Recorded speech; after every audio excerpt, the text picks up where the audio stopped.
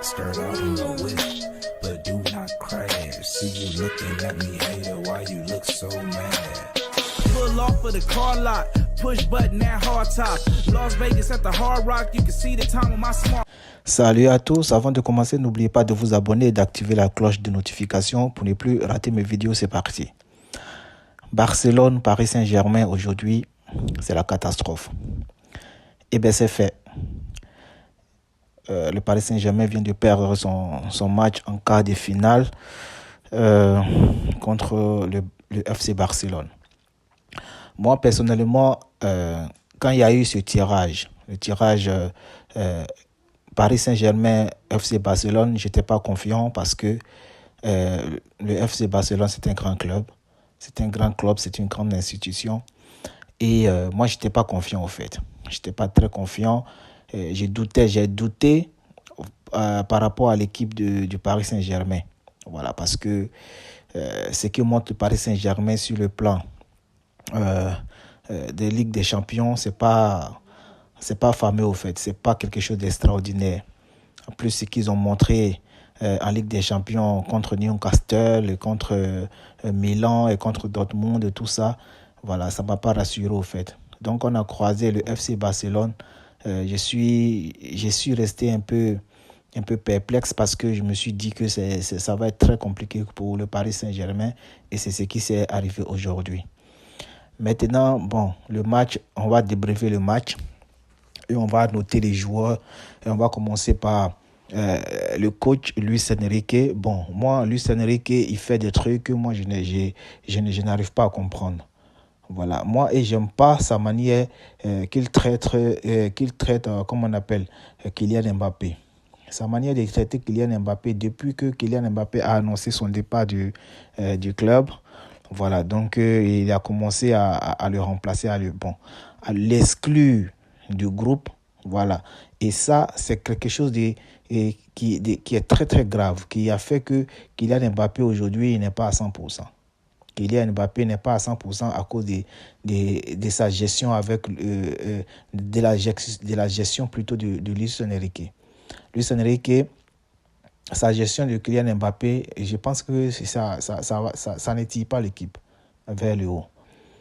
Bon, si tu penses que Kylian Mbappé, il va aller au Real de Madrid qui ne fait plus partie du projet, tu l'exclus totalement du groupe, voilà, et tu fais ton équipe sans Kylian Mbappé. Voilà, mais si tu veux mettre de temps en temps Kylian Mbappé, parce que tu sais que Kylian Mbappé, c'est un joueur qui est c'est un buteur.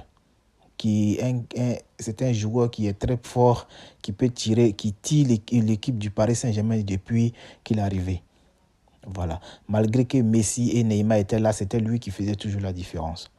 Et maintenant, si tu veux l'exclure de ton équipe, voilà, tu l'exclus totalement. Ou bien si tu veux le faire jouer, tu construis l'équipe. Moi, ce que je proposais à Luis Enrique, tu sais que Kylian Mbappé, c'est un joueur fantastique. Et il doit partir au Real l'année prochaine. Il a sa dernière année. Il faut profiter au maximum. Construire l'équipe autour de lui. Voilà. Pour profiter au maximum parce qu'il va partir l'année prochaine.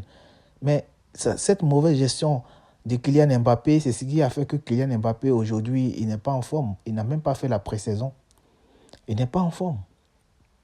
Et tu ne mets pas des joueurs capable de lui donner des bons ballons dans la profondeur. Il n'y a pas. Donnarumma, bon, on va commencer par Donnarumma. Donnarumma, aujourd'hui, il est catastrophique. Il a été fautif sur, je crois, 2 buts. Donnarumma, vraiment, il a encore retombé dans ses travers. Lucas Beraldo, vraiment, ce n'est pas un joueur qui est encore aguerri pour jouer la Ligue des Champions. Lucas Beraldo, il n'est pas encore aguerri pour jouer la Ligue des Champions et il a montré aujourd'hui. Il a fait un bon match contre la Real Sociedad, mais la Real Sociedad, c'est pas une grande équipe référentielle sur la Ligue des Champions. Beraldo, aujourd'hui, il a fait n'importe quoi.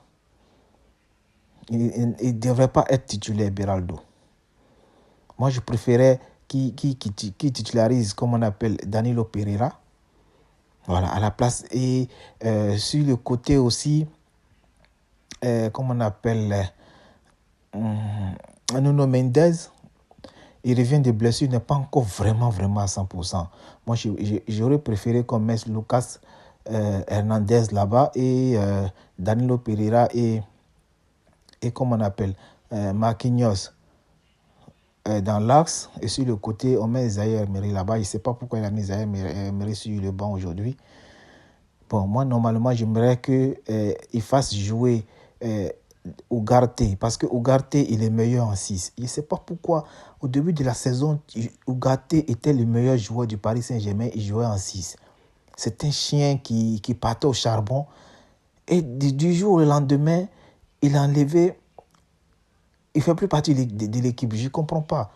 Où est passé Ugarte? Il a remis Vitinha en 6 à la place de...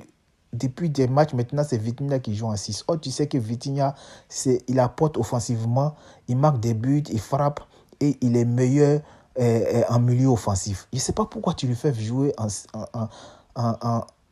6. Moi, je ne comprends pas les choix de Luis Enrique. Vraiment, je ne comprends pas. Mais, comme on appelle, Vitinha en 8. Ugarte en 6. Mais pourquoi l'autre là, Fabien Ruiz là, j'aime pas son jeu. Fabien Ruiz, j'aime pas vraiment son jeu. Je ne sais pas pourquoi Fabien Ruiz, qu'est-ce qu'il a fait, qu'est-ce qu'il apporte même Fabien Ruiz au milieu de terrain. Je ne comprends pas. Je ne comprends pas. Si tu veux que Kylian Mbappé, vraiment, tout le monde critique Kylian Mbappé aujourd'hui. Ouais, il est décevant, et il n'a rien foutu, ouais, qu'il se barre. Vous avez oublié tout ce que Kylian Mbappé a fait pour le Paris Saint-Germain depuis qu'il est arrivé. Moi, je pense que c'est la mauvaise gestion. Et au début de la saison, il n'a pas fait la pré-saison et tout ça. Je pense que c'est ça qui a fait qu'il n'est pas au niveau aujourd'hui. Et Kylian Mbappé, tout le monde sait que Kylian Mbappé, il aime jouer, c'est-à-dire avec un 9. Si quand il y a un 9 fixe, Kylian Mbappé est meilleur sur le côté. Pourquoi? Parce que déjà, regardez le match d'aujourd'hui. Quand Kylian Mbappé a le ballon sur le côté, il y a Araujo qui est là, il y a Koundé, il y a au moins 2 ou 3 joueurs qui le ferment. Or, s'il y a un attaquant fixe en pointe là-bas, Araujo ne va pas venir sur le côté. Voilà, c'est ça, vous comprenez. Moi, je pense que je dois passer mes diplômes d'entraîneur. Parce que moi, je pense que je vais être un grand entraîneur si je passe mes diplômes d'entraîneur. Je vous jure que c'est pas Gad Dembélé sur son côté droit là-bas. Gad Dembélé sur son côté droit. Ça sert à quoi de mettre Dembélé en 10 ou bien en faux 9? Je ne comprends pas. Asensio qui ne joue pas depuis longtemps, il a commencé à jouer 2 jours, il est entré. Il n'a même pas titulaire. Il est entré en cours de 2 matchs et tu le mets aujourd'hui titulaire. Il joue en faux 9. Mais non. Je ne comprends pas, Luis Enrique, je ne comprends pas. Mets les joueurs à leur place. Laisse Dembélé sur son côté. C'est quoi Dembélé de le mettre? C'est vrai qu'il est technique, il apporte le ballon en avant, mais en milieu de terrain, il perd beaucoup de ballons. Il perd beaucoup de ballons qui mettent en difficulté l'équipe. Mais sur le côté là-bas, s'il perd le ballon, c'est pas trop.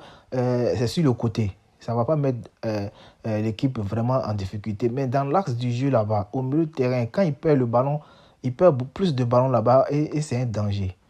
Moi, je pense que le problème du Paris Saint-Germain aujourd'hui, c'est Luis Enrique qui n'a même pas une équipe type qui ne fait que changer les joueurs n'importe comment sur le terrain. Tu prends tel joueur, tu le mets ici. Tu prends l'autre joueur, tu le mets ici. Tu prends tel joueur, tu le mets ici. Je pense que c'est ça qui fait que l'équipe n'est pas cohérente. L'équipe n'est pas vraiment cohérente. Regarde par exemple le Barça. Depuis leur charnière centrale, c'est Araujo et Koubarsi. Mais chez nous, au Paris Saint-Germain, chaque match, il y a des changements. Chaque match, tu ne sais même pas. C'est comme si c'était la loterie, au fait. Chaque match, bon, moi, tu mets celui-là sur le côté, tu mets celui-là. Donc, chaque match, les joueurs même ne savent même pas où ils vont jouer.